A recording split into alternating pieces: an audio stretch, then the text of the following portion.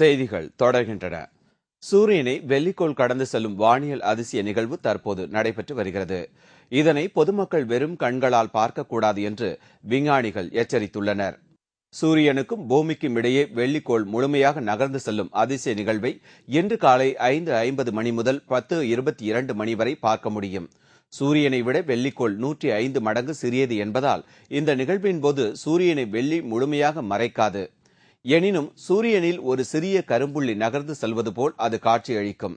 கடந்த 2004ஆம் ஆண்டு ஜூன் 8ஆம் தேதி நிகழ்ந்த இந்த அதிசய நிகழ்வு இன்று மீண்டும் நிகழ்ந்துள்ளது என்று சென்னை கிண்டியில் உள்ள அறிவியல் தொழில்நுட்ப மையம் அறிவித்துள்ளது.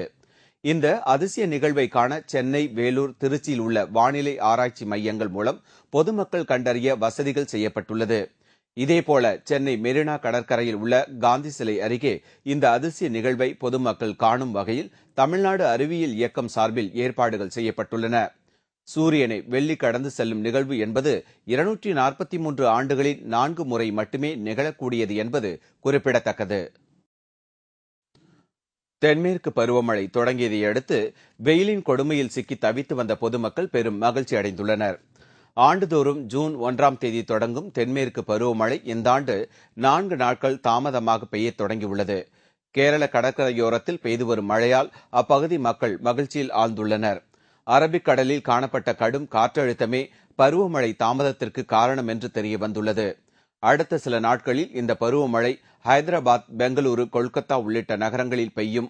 இதனிடையே மதுரை மாவட்டத்தில் உள்ள மேலூரில் திடீரென பயங்கர காற்றுடன் கனமழை கொட்டியது. இந்த மழை காரணமாக நகரின் பல பகுதிகளில் மரங்கள், மின் கம்பங்கள் சாய்ந்தன.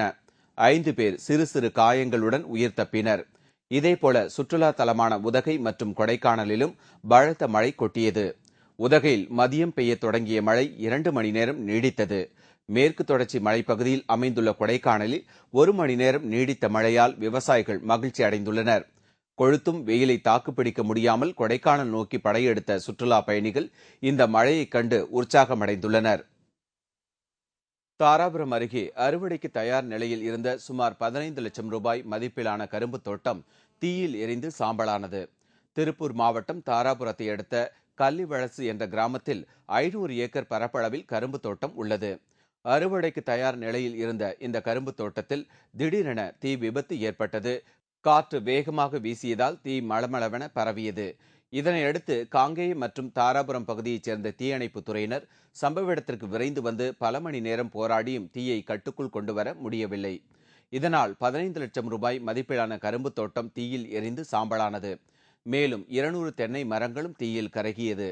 கரும்பு தோட்டத்தின் அருகே உள்ள மின் கம்பிகள் ஒன்றுடன் ஒன்று உரசியதால் இந்த தீ விபத்து ஏற்பட்டதாக விசாரணையில் தெரிய வந்துள்ளது. மின்கசிவினால் ஏற்பட்டதில் கரும்பு காடு ஒரு 16 ஏக்கருக்கு பக்கம் தீ பிடிச்சி எரிஞ்சிருச்சு. அதில் பக்கத்தில் கிளவர் இருந்து எங்களுக்கு 4 ஏக்கர் கரும்பு காடு அந்த 16 ஏக்கர் எரிஞ்ச வரையில் எங்களுக்கு 4 ஏக்கர் சேர்ந்து வந்துருச்சு. அதில் ஏற்பட்ட ஒரு 12 லட்சம் ரூபாய்க்கு மேலே நஷ்டம் ஆயிடுச்சு.